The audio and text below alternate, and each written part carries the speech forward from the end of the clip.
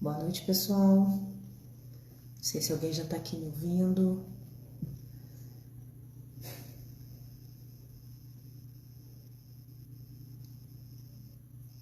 Tudo bem? Boa noite, gente. Deixa eu chamar aqui a nossa convidada de hoje, a Alessandra. A Alessandra ainda não entrou, estou aguardando ela. Tudo bom? Boa noite.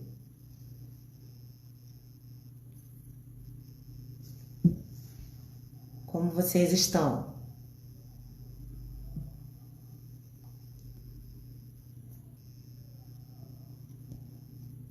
Vamos aguardar só um minutinho, porque eu estou aguardando a Alessandra entrar, tá bom?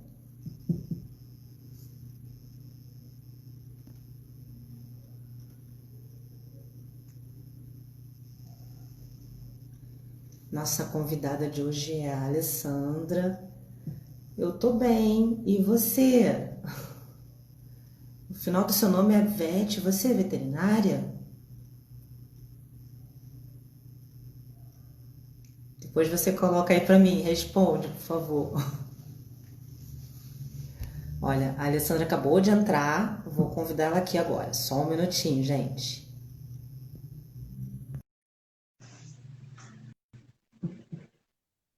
Legal. Seja bem-vinda. Oi, Alê. Oi, Tati, tudo bem? Tudo bem? Você tá me ouvindo bem? Você tá me ouvindo bem? Tô. Perguntar ao pessoal aí que tá entrando. Vocês estão escutando bem, pessoal? O áudio tá legal? A imagem tá boa? É, pra mim tá bom. Para mim tá ótimo também. Acho que tá bom. O pessoal tá.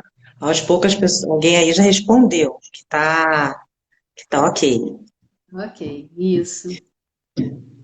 Alê, gente, a Alessandra é minha amiga, né? Então, vou chamar de Alê, não vou conseguir falar doutora Alessandra.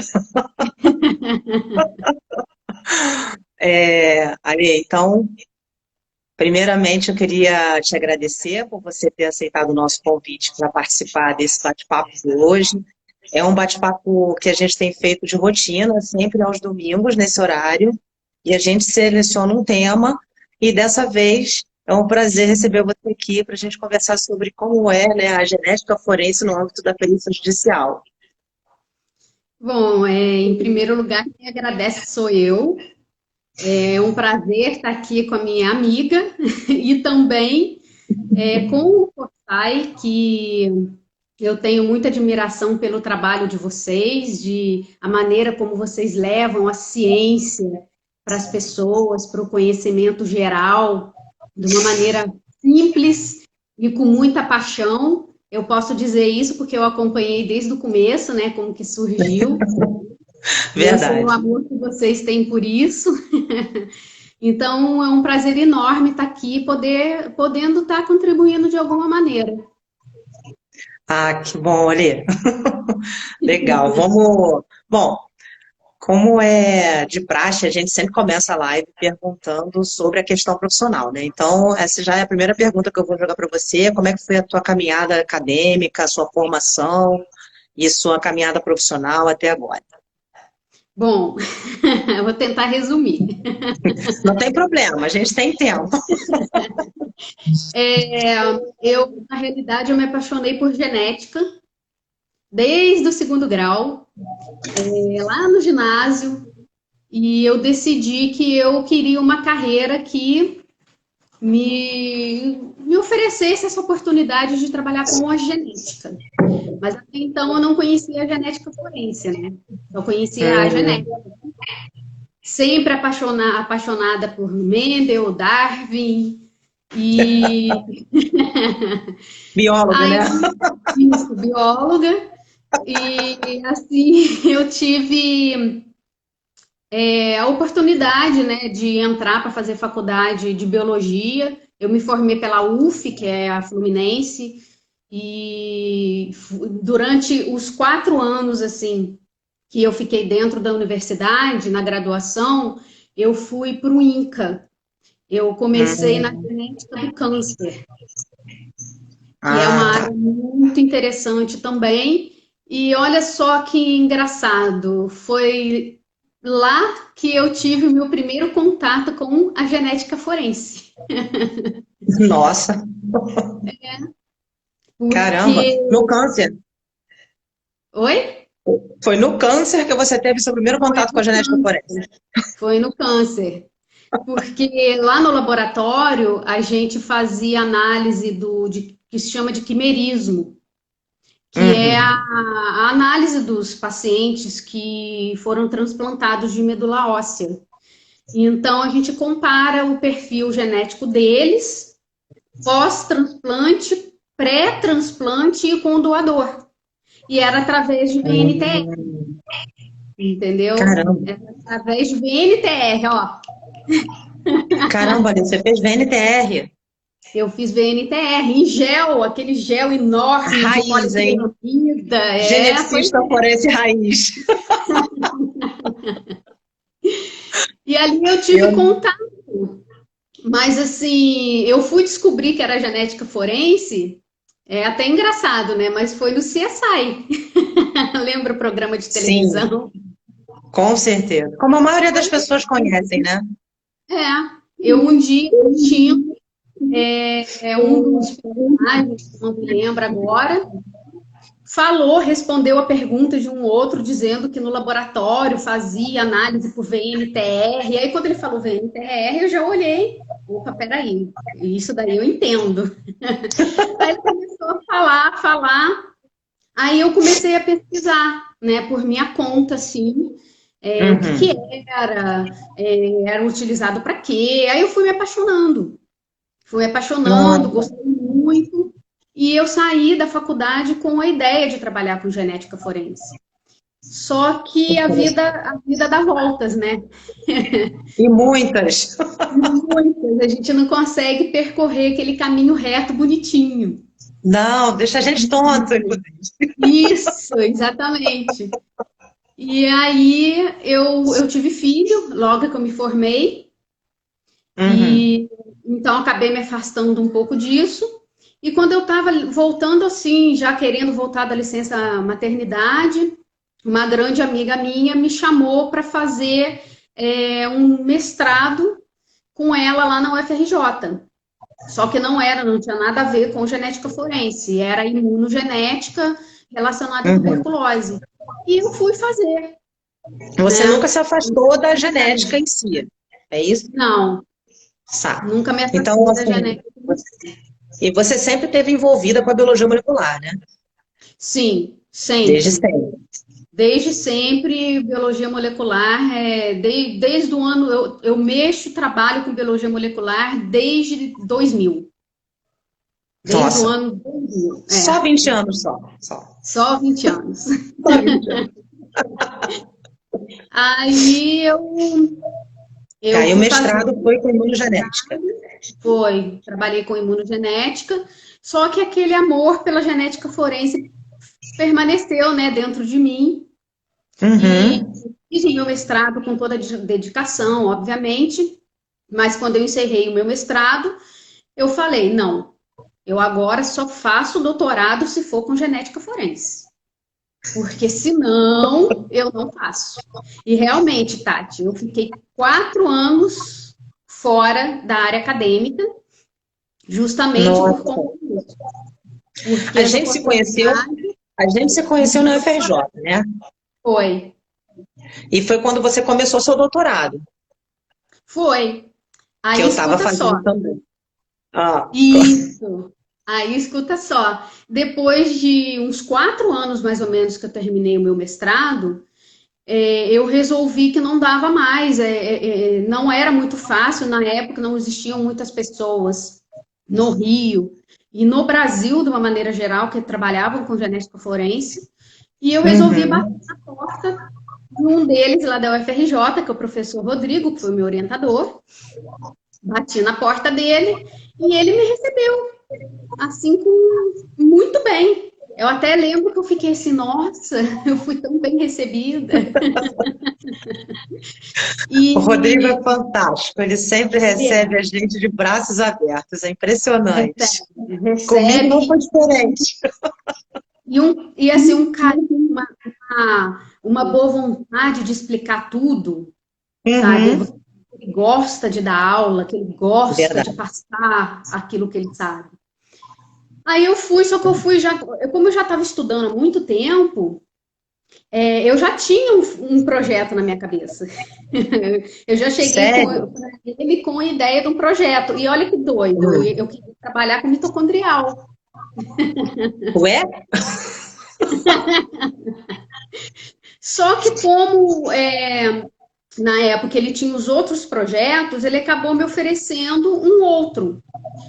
E foi o projeto que eu fui trabalhar, que foi com cannabis sativa, né? Uhum. Quando ele me ofereceu, eu fiquei meio assim, porque, poxa, eu queria trabalhar com evolução, com mitocondrial, genética de populações.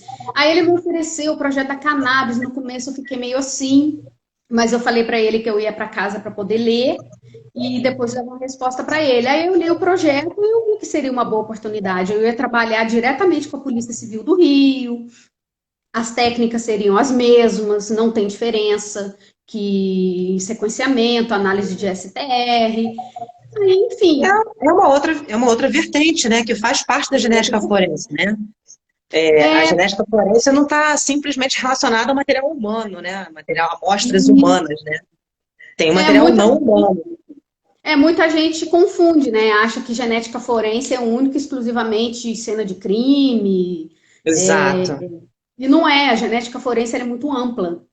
Né? Trabalha com plantas, exatamente. trabalha com animais. A própria Polícia Federal, depois mais para frente no meu doutorado mesmo, eu conheci projetos da Polícia Federal que era trabalhando com tubarão, trabalhando com várias espécies de animais que são ameaçadas, né? Enfim. Exatamente. Fala um pouquinho do teu projeto de doutorado. Como é que foi essa situação da cannabis? O objetivo qual foi? Então, eu estou rindo porque o meu projeto era em parceria com a Polícia Civil do Rio, graças Uhum. ao Rodrigo Grazinoli, que foi um grande parceiro, né, que é o diretor lá do IPPGF, pessoa maravilhosa também, excelente profissional, que se Aliás, fosse, se fosse ele, vou fazer, vou fazer só um adendo aqui, caso às vezes tem pessoas na live que não conhecem, então Laboratório de DNA da Polícia Civil aqui do Rio de Janeiro, que é o IPPGF, Instituto de Pesquisas e Perícias em Genética Forense. É isso? isso mesmo. Ele uma pessoa excepcional, que se não fosse ele o projeto não teria caminhado, a boa vontade dele. Então funcionava assim, a polícia fazia as apreensões da cannabis e reservava Uhum. um pouco para mim. Eu ia na polícia, no IPPGF, no instituto, fazer extração do DNA lá dentro, porque como era uma droga ilícita, eu não poderia sair com ela no bolso simplesmente, senão seria presa só. Só.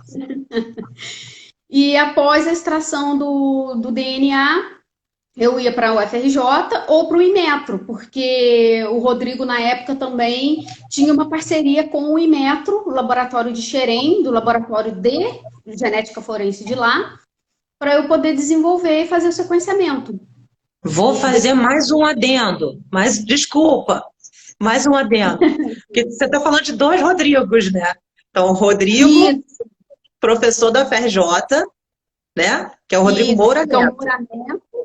Isso, o Isso, Moraneto é melhor falar por sobrenome, né? é melhor. Moura Neto e Grazinoli. Isso, Moraneto e Grazinoli. Então, eu fazia extração no Grazinoli e Uhum. o sequenciamento no Moraneto.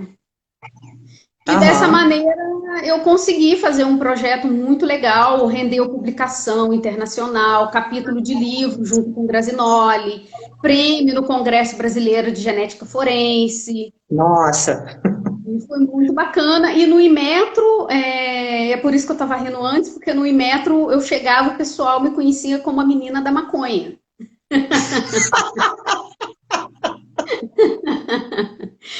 E eles brincavam muito comigo, dizendo que eu estava Né? testando. Pois é. Você vivia trabalhando com ela, hora.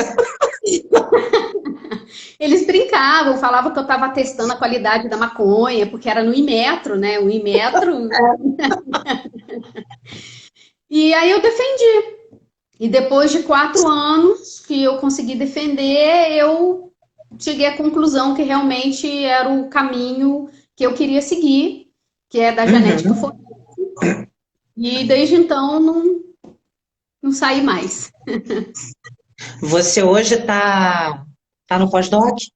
Isso, eu faço pós-doutorado e em colaboração com, assim, eu faço na UERJ, em colaboração com o Instituto de Biologia do Exército, que eu acho que você conhece.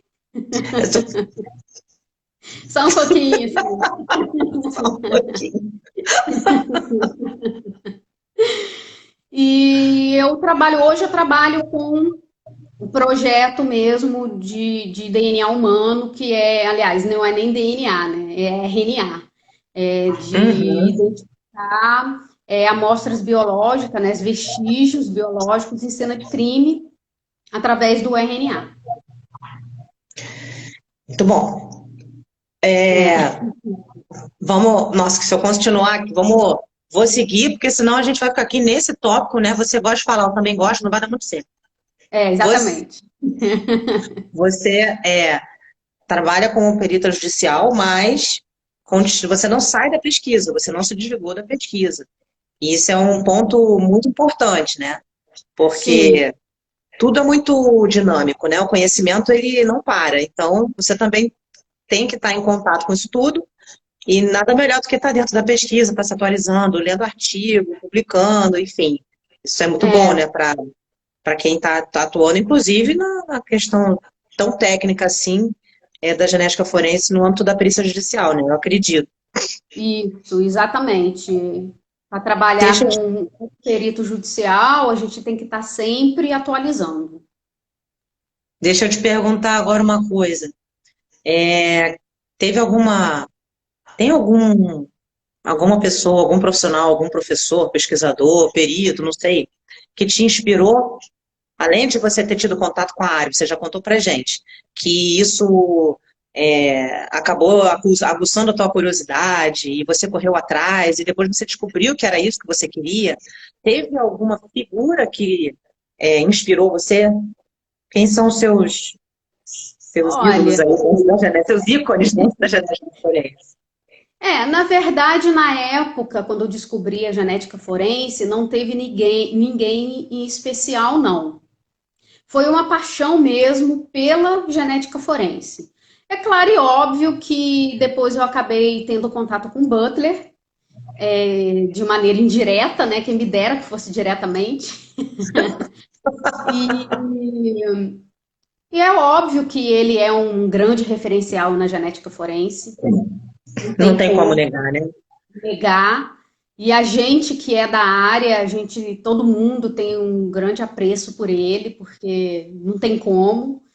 Mas em É. termos de ídolo assim, desde, igual eu falei para você, desde o meu segundo grau, sempre foi Darwin. Darwin é o meu Ah, ídolo. tá. Tem que ficar na evolução mesmo você, né? Tem jeito não. Não tem jeito. Vamos lá. Essa já é um gancho para outra pergunta que eu ia te fazer, que era com relação às referências, né? Se você tinha, então você já falou, que internacional, tem alguém que Isso. você se espelhou, se espelha, que você admira? Você já falou no Rodrigo Grazinoli, É, isso. no caso daqui do Brasil, nos nossos nomes da genética forense do Brasil. Então, eu vou dizer para você, com toda sinceridade, eu Uhum. sou muito admiradora do nosso grupo de pesquisa. É, de cada um ali dentro. Porque é você, é a Ludmilla, é a Ana Beatriz, a Daisy, a Jéssica. cada um que está ali fazendo parte desse projeto é com tanto amor pela ciência e por aquilo que a gente está fazendo, que eu É posso verdade. dizer para você com toda firmeza, eu nunca participei de um grupo assim na minha vida. E eu Nossa, sou muito orgulhosa de fazer parte desse grupo de pesquisa. E eu admiro cada uma de vocês por essa paixão que eu também tenho. Então, é uma pois é, identificação muito grande. isso que eu ia falar, né? É o princípio da química, semelhante dissolve semelhante, nós Isso somos semelhantes, né? Então você vê é uma paixão em nós que é uma paixão que está em você. Então, isso, com exatamente. certeza, Então, não isso é adianta maravilhoso. a gente admirar pessoas que estão lá fora e que muitas vezes são até inalcançável para a gente. É Né? verdade. Olha, tem Então, uma. A Nádia, Nádia Costa colocou aqui. Que show, Mulheres na Ciência. Nós somos um é grupo de pesquisa totalmente feminino, né? totalmente feminina. E eu tenho muito orgulho disso, muito orgulho. E eu sei que cada uma lá também tem. Verdade. Vamos lá. É, eu queria, então, vou fazer outra pergunta. Eu queria que você falasse para nós o que é a perícia judicial em si, né? Definisse a perícia judicial, o que um perito judicial faz na prática, independente da especialidade dele. A gente sabe que tem várias especialidades aí que podem atuar, né, como perito judicial. E também a questão do assistente técnico. Então, se você fala um pouquinho aí sobre isso. Então, na realidade, só para diferenciar, o perito criminal ele é diferente do perito judicial, né? Para começar, o perito judicial, ele não, a gente não faz concurso. Uhum, Nós atuamos na área através de um cadastro voluntário que fazemos no Tribunal de Justiça do Rio de Janeiro. E para fazer esse cadastro, você precisa ter um curso de perito judicial. entendi. E, entendeu? É basicamente assim o que precisa. É claro que, por exemplo, eu sou bióloga. Se eu me cadastrar exclusivamente como bióloga, é um campo muito amplo. Então, Entendi. para você ser chamado, para você trabalhar, é preferível você ter uma especialização. Você especializar numa determinada área. Porque o perito judicial, ele trabalha para o juiz. O juiz, ele entende muito de direito, obviamente, mas ele não é obrigado a entender de todas as áreas que existem. Ele não é obrigado a entender de genética, não é obrigado a entender de meio ambiente, de farmacologia. Então, ele nomeia alguém especialista naquela área que vai Uhum, acompanhar o processo junto com ele digamos que, guiá-lo em determinados momentos em que ele não saberia agir dentro das questões da especialização, da especialidade de cada um, entendeu? entendi. Você disse que o perito judicial ele precisa fazer um curso. Isso. Conta como é que foi esse curso. Que Esse você fez curso, um curso aqui no Rio. isso, eu fiz um curso aqui no Rio, ele foram 2 dias de curso, se eu não me engano, 30 e poucas horas, eu não me lembro exatamente, porque é um número mínimo que o Tribunal de Justiça exige para você se tornar perito. Não adianta você fazer um curso de 2 horas ou 12 horas. Tem um São mínimo. 21 horas aqui no Eu Rio, né? não lembro direito, eu Aqui não no lembro Rio, no exatamente. mínimo. Mas pode E, falar. tá, e depois que aliás, a gente faz esse curso, e nesse curso a gente vai aprender basicamente direito. Direito civil, o Código de Processo Civil, mais ou menos, eles ensinam para a gente mais ou menos como que a gente é nomeado, a partir do momento que a gente é nomeado, como que a gente tem que agir para responder, se a gente vai aceitar ou não o caso, o que a gente tem que analisar, como a gente se porta perante um juiz para responder, para dar uma resposta ao juiz. É basicamente isso. Mas a gente vai aprender mesmo na prática. E eu ralei. Hum, Eu ralei. entendi. Entendeu? Porque Entendi. tem Esse coisas negócio que eles não ensinam. de fazer petição, né? Porque você tem que fazer, não é? Petição. Isso, isso. Tem que Nesse... fazer petição, tem que responder quesitos. No final, você tem um laudo que você vai elaborar de acordo com a perícia, de acordo com o caso. E o assistente técnico, né? Você perguntou. O assistente técnico, ele faz esse papel, mas não para o juiz. Ele faz para uma das partes. Uma das Ah, partes do processo contrata o assistente técnico justamente para ele dar essa assistência para o advogado, para o cliente do advogado. E é basicamente isso, mas de acordo com o novo Código de Processo Civil, o assistente técnico ele tem os mesmos direitos no processo que o perito judicial. entendi. Teve Entendeu? uma. Deixa eu te interromper rapidinho para responder a duas Pode, perguntas aí de pessoas que estão aqui com a gente. Uma pode falar. é uma médica veterinária que está aqui acompanhando a live com a gente. E ela disse que ela é médica veterinária, professora de micologia, e está perguntando se tem campo nessa área. Olha, eu acredito que tenha sim. Tem campo, sim. Tem bastante campo na área de laboratório, de uma maneira geral. É, Eu sei que tem campo, muito campo para o médico veterinário. sim, A perícia veterinária legal, né? Medicina veterinária legal, que eu conheço profissionais, inclusive, que atuam como peritos judiciais, assistentes técnicos, que são médicos veterinários. Então, eu não. Eu estou aqui com dúvida porque ela colocou a especialidade dela em micologia. Aí eu já não saberia dizer. Mas que tem campo para o médico veterinário, eu sei que tem. tem.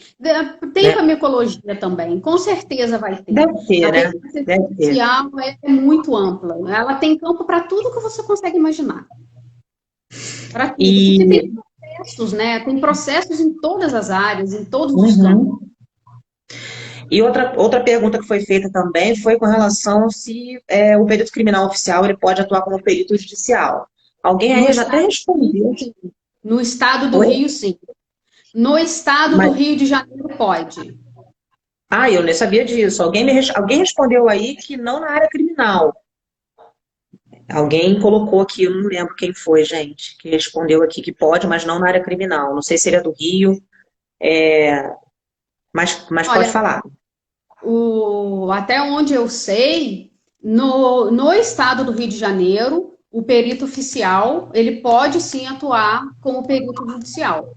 Em outros estados eu já não sei, porque isso vai mudar de estado para estado. Entendi. Até essa questão também do curso, né? Essa questão do curso é uma exigência que não é em todos os estados, né? De ter a Sim, obrigatoriedade do curso de 21 horas, né? Isso não é é em todo verdade. estado que acontece.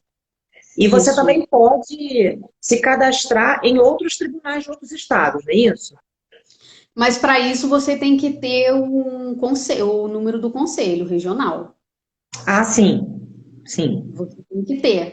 Porque uma das obrigatoriedades é você ter, no meu caso, o CRBio. O meu CRBio, ele abrange Rio e Espírito Santo. Se eu quiser ser perito judicial em São Paulo, eu tenho que abrir um CRBio em São Paulo. Ah, não sabia disso. Eu achei que se É. você tem um registro profissional, isso já te dá o direito de Não, não, atuar. porque os registros, eles são por região. Mas isso é só no caso da biologia, você sabe, ou se é em qualquer outra formação? Eu não sei, eu não posso afirmar isso para você. Eu sei que na biologia é assim. O Heitor, que é quem respondeu para a gente, também está aqui acompanhando a live, ele disse que tem uma lei federal e queria pegar a lei aqui para passar para a gente. Estamos Legal. aguardando, Heitor. Obrigada. Bom, está todo mundo participando. Legal. Ali, vou fazer outra pergunta. Então, você já falou o que se aprende no curso de perícia judicial, né? Um curso de em torno de 21 horas a partir disso. Não é um curso específico para a sua área. Então, só confirmando, você tem, na tua turma, quando você fez o curso, vários profissionais ali de várias áreas estavam ali presentes, não é isso? Sim, tinha médico, tinha veterinário e tinha muito contador. E tinha, inclusive, advogado, tá? Porque o advogado também pode atuar como perito judicial. Olha, interessante. Interessante. Eu não sei dizer exatamente como, mas... Não, quer dizer, eu sabia. Mas para o advogado é muito fácil, né? Pois é. Ele já tem todo o conhecimento de leis, de todos os trâmites, né, ligados à carreira do direito, né? Então, fica muito mais fácil que um biólogo, né, para alguém da área da saúde, por exemplo, eu sou farmacêutica, então fica muito mais difícil para a gente ter esse entendimento do direito como é natural para o pessoal de direito, que se forma em direito, né? Eu acho particularmente que todos os cursos deveriam ter um mínimo de direito como base, independente Concordo do curso. Com você. Sabe? Eu concordo com você. Penal, o civil, você não vai ter direito trabalhista, né? Não, mas eu acho que o civil, o penal e a Constituição deveria ser base para todos os cursos. Concordo plenamente.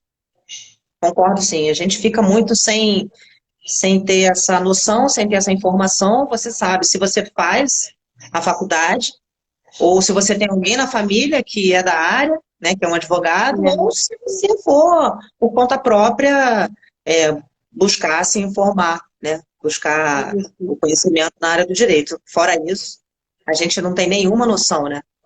Concordo, acho que tinha que ser inerente a qualquer formação. Isso. Bom, você já me disse que o perito judicial não é a mesma coisa que o perito criminal, né? Não.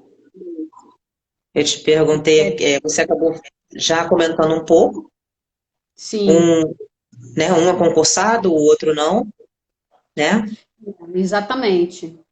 E o perito judicial, ele basicamente ele trabalha, como eu falei, como um apoio ao juiz, dando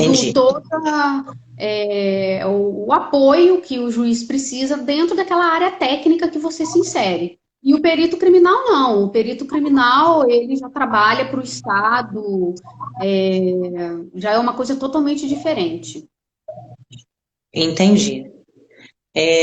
Um pouco ainda relacionado a essa questão do direito, ali, você já comentou, então, você não vê isso como um empecilho? Você sente ainda dificuldade em atuar como perito judicial, sendo bióloga, essas questões do conhecimento do direito, você acha que isso dificulta muito? Dificulta? Dificulta, sim. Realmente, eu já tinha um conhecimento de direito, porque eu estudei previamente e eu sempre gostei. Então, não é tão crua. Mas mesmo assim, eu ainda encontrei algumas dificuldades. Agora, eu imagino para uma pessoa que não tem conhecimento nenhum, chegar lá, a pessoa fica perdida, né? E assim, uma coisa é verdade, Tati. O pessoal do Tribunal de Justiça daqui do Rio, que trabalha na área mesmo, numa sala, que tem uma sala que é exclusiva para os peritos judiciais. Entendi. Eles são excepcionais. Os caras te ajudam em tudo. No começo eu ligava para lá, porque eu tinha dúvidas, eu não sabia como fazia. Porque no curso eles não ensinam. Hoje em dia, a maior parte dos processos são online. Não existe mais. Para você ter uma noção, eu tenho um processo físico só. Os outros são todos online. E no curso eles não ensinam a você a mexer, a lidar com o site, de você inserir, você protocolar. Eles não ensinam. Você tem que aprender sozinho. Complicado isso, né? justiça muito complicado. E o Tribunal de Justiça ajudou muito. Eu ligava para lá, eu enviava documentos às vezes, até mesmo para fazer o cadastro, porque para eu fazer o meu cadastro como geneticista forense, eu precisei comprovar que eu tenho a especialização na área e o meu doutorado não foi suficiente. Ah, era isso que eu ia te perguntar. Porque não é toda a especialidade que você, vamos dizer assim, adquire experiência com aquilo, que você fez um curso específico, né? Como que você comprova? Você é doutora em genética forense e o conhecimento que você acumulou com doutorado em genética forense, isso não serve para comprovar que Não, você tem especialidade nessa não área. serviu. Eu não sei dizer para você como está hoje em dia, porque já tem alguns anos que eu fiz esse cadastro. Mas quando eu fiz, não serviu. Nem as minhas publicações, nem eu escrever um livro com o Grazinoli, que é o Nossa. diretor, não serviu. E como Como é que eu você trabalho, comprovou? porque eu estava num laboratório em que eu trabalhava com identificação humana e eu pedi para o meu Ah, chefe me dar uma declaração de que eu tinha, no mínimo, 2 ou 3 anos, eu não me lembro agora, de experiência com carteira comprovada, assinada, que eu trabalhava com genética forense. Aí o nossa Tribunal de Senhora. Justiça aceitou. Então, por isso que eu Nossa. consegui me cadastrar como geneticista forense. Senão, seria como bióloga. Caramba. Fiquei É, surpresa, não imaginei que fosse tão difícil. Por um lado, complicado. eu não condeno, eu acho que eles devem usar essa maneira de avaliar o profissional, né? Imagino eu, para Isso, evitar que você tenha peritos lá dentro que não tenham, de repente, uma comprovação do seu conhecimento. Acredito eu que seja isso. exatamente. Então, é uma forma de você filtrar, né? Sim, sim, realmente. Interessante. Tem uma, tem mais uma pergunta aqui de quem está assistindo a gente, que é a Milena, que é acompanhando a gente. Ela está perguntando se tem uma remuneração fixa, uma espécie de salário fixo, ou é por processo que acontece. É por processo. É por Entendi. processo assim, sobreviver única e exclusivamente da perícia judicial é uma coisa mais complicada, porque às vezes você pode Hum. levar alguns anos para receber.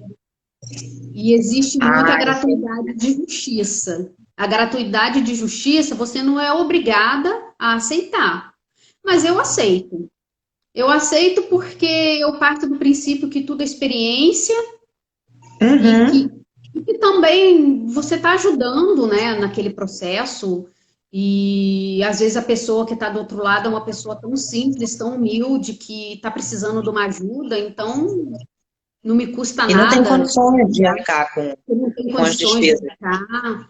Então eu nunca recusei por ser gratuidade. E na gratuidade ele funciona dessa maneira. Se você é, digamos assim, por exemplo, deixa eu te dar um exemplo que é mais fácil de entender. Eu atuo num processo Hum. em que tem suspeita de troca de ossos no cemitério, né, ossada de familiares. E a pessoa da gratuidade de justiça, que é quem entrou com o processo, é uma pessoa humilde e resolveu processar o cemitério. Se com o teste de DNA comprovar que houve a troca, o cemitério perde. E o cemitério Ah, perdendo, como ele não tem a gratuidade de justiça, aí ele tem que arcar com todos com todo o processo. E no caso, ele paga o perito também. olha, Entendeu? entendi. Agora, se for o contrário, se por um acaso o teste de DNA revelar de que não houve troca e a autora do processo perder, o perito não recebe. Ele recebe só uma ajuda de custo Entendi. do Se próprio você precisar se tribunal. deslocar para essas questões, assim, no caso. Isso, exatamente. Entendi. Isso me Entendeu? leva já para outra pergunta que eu ia te fazer. Você exemplificou aí, colocando um caso, Então, a pergunta que eu ia te fazer é como é que o perito judicial atua especificamente na genética forense, porque me vem assim, você é nomeada, né? Você vai ser Sim. nomeada, e se precisar fazer uma análise de DNA, você não tem um laboratório na sua casa. Não. Como é que funciona isso?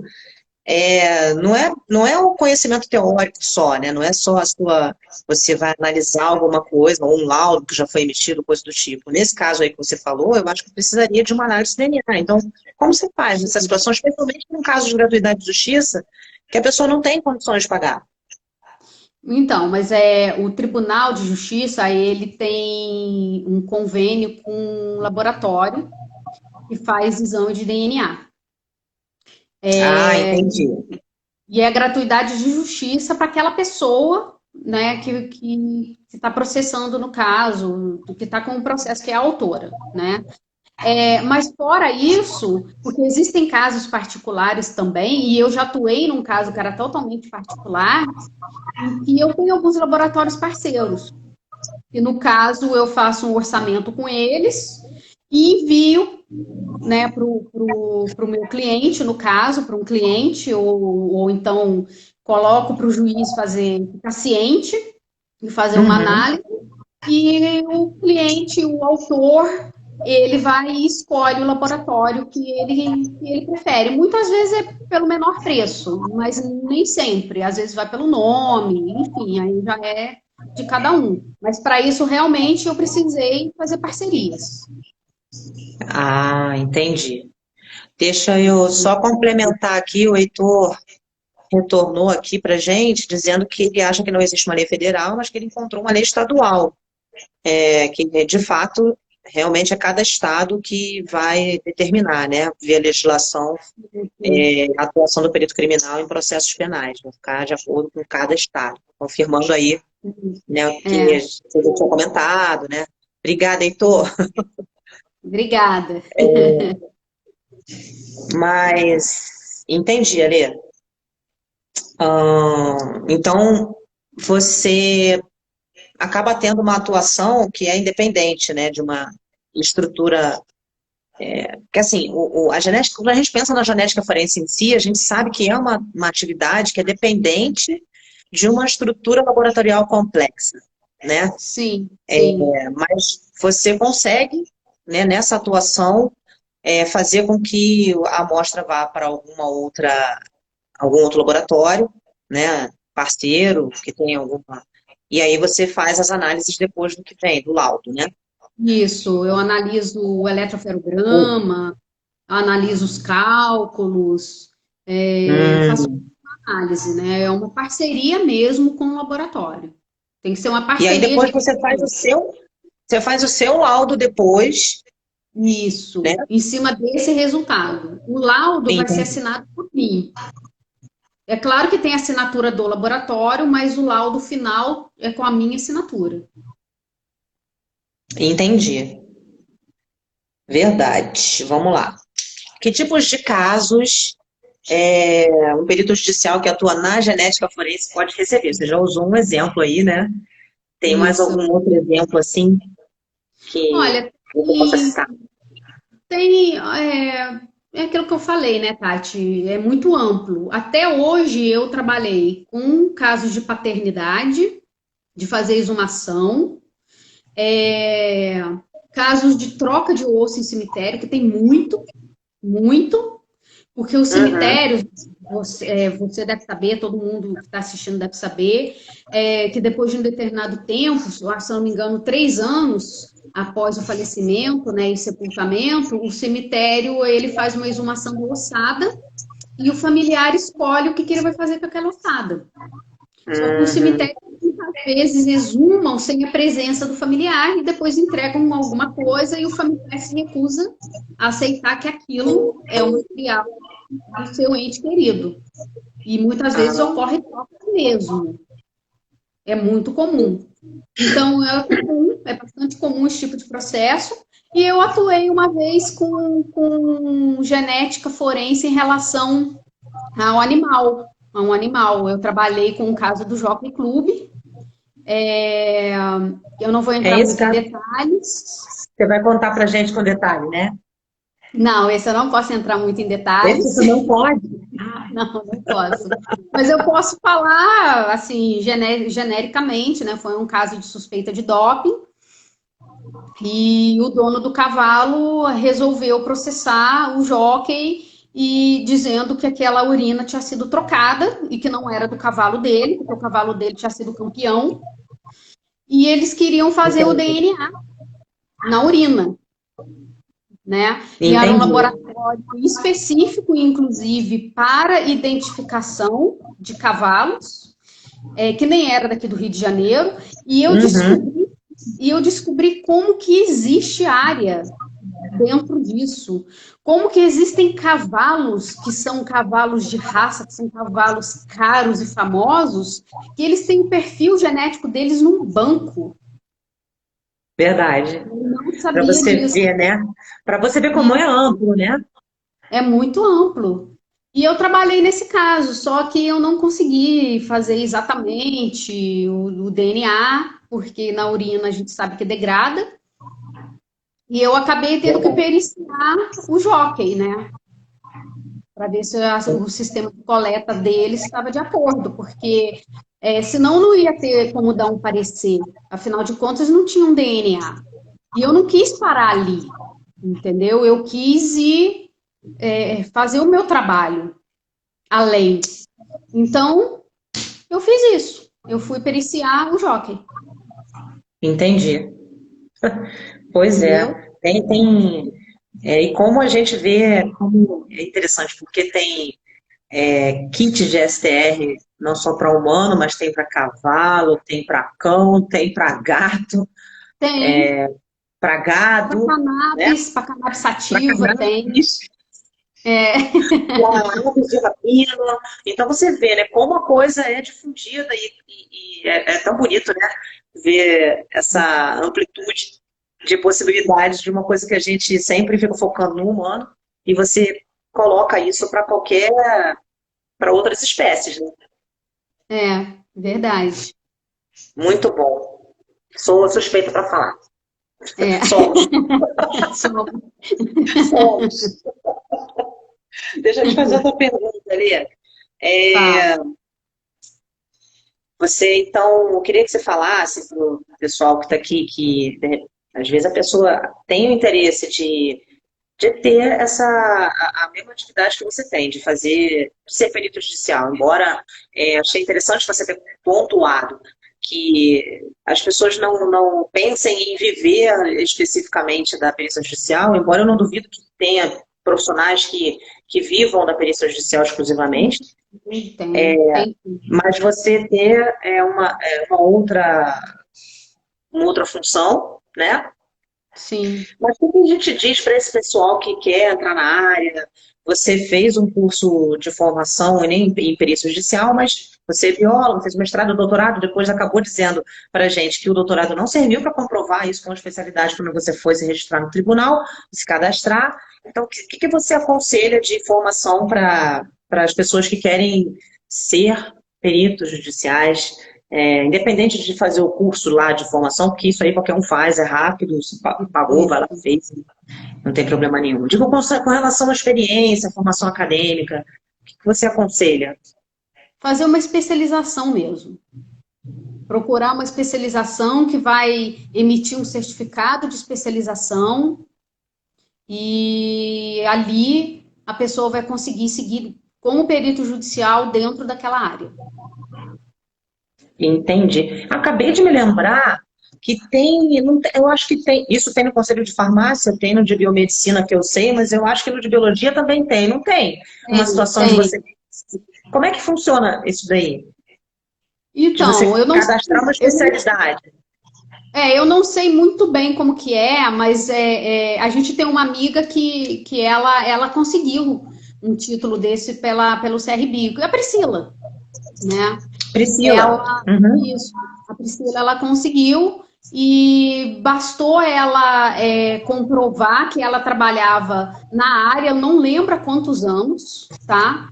E ela pagou uma taxa, provou para o CRB essa especialização nela em anos trabalhados e eles emitiram um certificado de especialização para ela.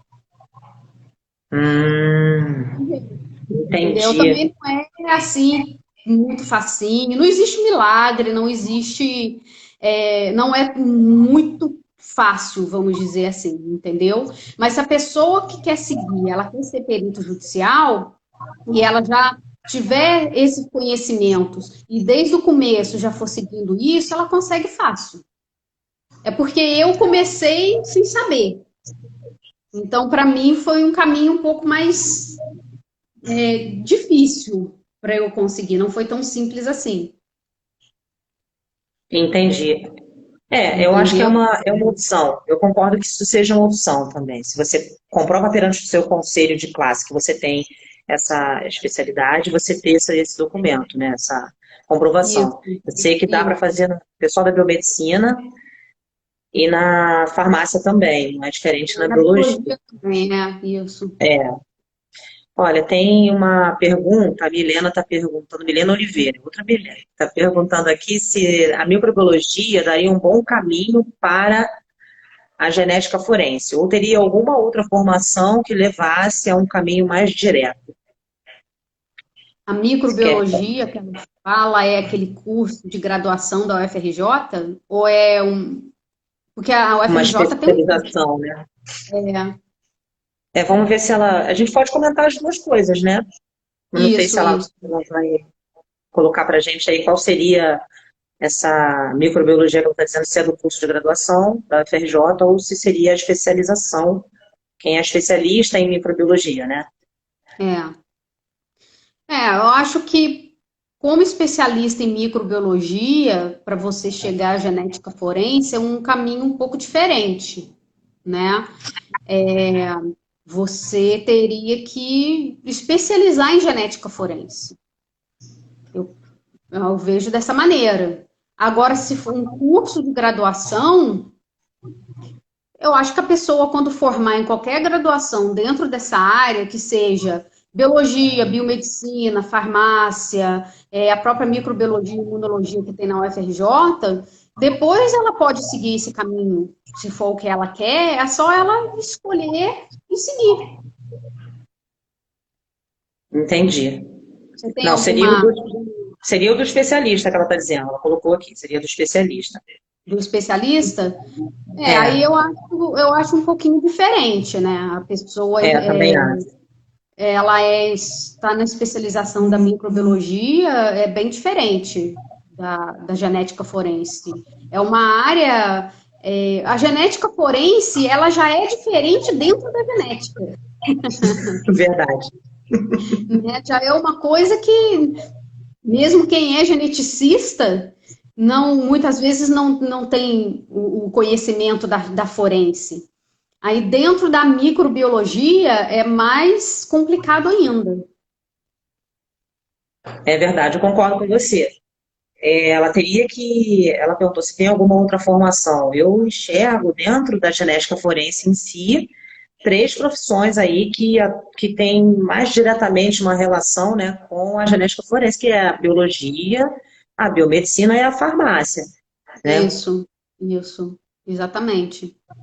Não que ela não possa, viu, Milena? Não que você não possa.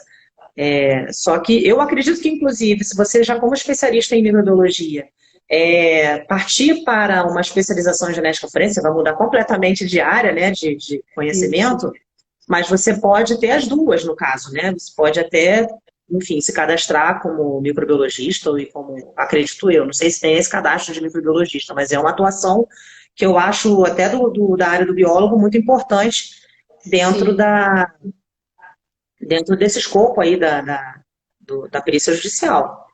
sim. A veterinária também, sim, a veterinária também, com certeza. Veterinária, então, eu comecei a ter experiência com a questão da perícia judicial através da medicina veterinária.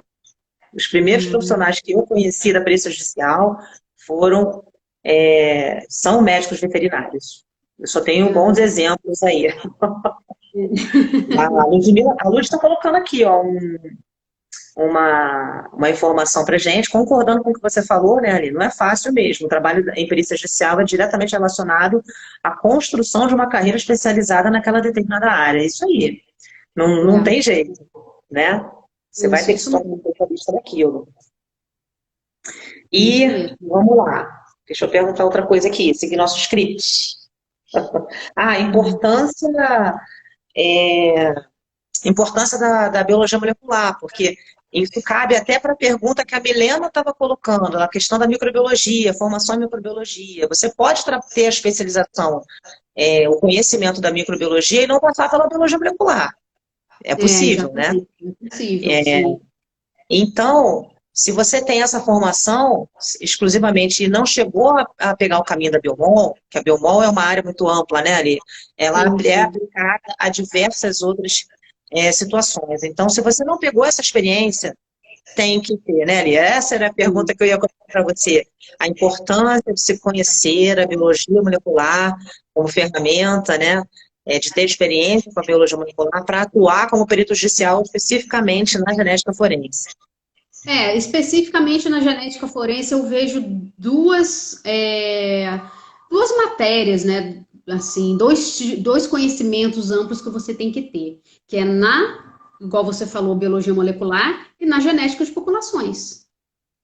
Verdade. Porque não tem como escapar de estatística, de cálculo de frequência genotípica, frequência alélica, não tem jeito. É verdade. Isso é uma coisa que eu falo até nas minhas aulas. Quando eu estou dando algum curso, eu falo, se você, as pessoas, eu amo genética forense, eu quero fazer genética forense. Tá bom, vamos lá. Você gosta de genética, gosta de direito, matemática, química, estatística, né? E vai embora. Por quê? Se você não gosta de direito, para atuar em genética forense, você tem que ter alguma noção, tem que ter algum conhecimento. Se você não gosta de cálculo, de matemática, de estatística, esquece. Vai porque a genética forense, o grande suporte dela é justamente a estatística. É verdade. É o grande. Se você tirar a estatística, a genética forense cai. Não tem jeito. Adorei a definição, adorei. Adorei a pontuação. É verdade. Deixa eu ir. Vou seguindo aqui, Alê. Tá bom. Quem tiver mais pergunta, pode colocar aí, pessoal. É uma área bem interdisciplinar mesmo, verdade. Sim. Muito interdisciplinar. Vamos lá. Conhecimento da perícia criminal de outras áreas forenses, Jalia, para você atuar como perito judicial, qual a importância de você conhecer a perícia criminal em si, a atuação do perito criminal, do perito de local, enfim, você acha que isso tem algum peso, tem alguma importância das outras áreas das ciências forenses como um todo, né? Eu acho importante, sim. Eu acho importante, até porque depende muito do caso que a pessoa vai atuar como perito judicial. Você não se esqueça que a gente pode... Deixa eu te interromper, desculpa. A Lud está me avisando aqui, ó, que daqui a pouco vai cair a live, porque já deve estar chegando perto de 1 hora. Se cair, nem percebi. Nem eu. Olha, caindo a gente vai retornar, tá, pessoal? A gente está quase acabando, mas a gente volta para terminar o bate-papo. Então, se cair, já sabe, tá, Ali? Pode voltar. Tá. Mas pode falar. Existe a possibilidade, inclusive, do perito judicial trabalhar, vamos dizer assim, contra um perito criminal, entre aspas, vamos dizer, né? Num caso de assassinato, por exemplo, eu não digo nem o perito judicial, mas, por exemplo, um assistente técnico. Se, num caso de assassinato, o réu, ele contrata um assistente técnico que queira invalidar um laudo da polícia, por exemplo, o assistente técnico tem que ter todo o conhecimento de perícia oficial, de perícia criminal, de direito, de cena de crime, como que não é. Aí vai depender muito da atuação em cada área. Mas sempre é importante, eu acho que conhecimento sempre é bom. Verdade. Concordo com você. Não, Conhecimento a gente coloca na bagagem e isso não perde nunca, né? Isso, exatamente. Uma hora você usa para alguma coisa. Essa é a Exatamente. realidade. Ó, eu fui avisada aqui que tá faltando 10 segundos para a live cair. Eu vou derrubar e vou Tá, tá, reconectar. Melhor antes da tá, gente começar a combinado. próxima pergunta, tá? Tá Então bom, vamos lá. então tá bom.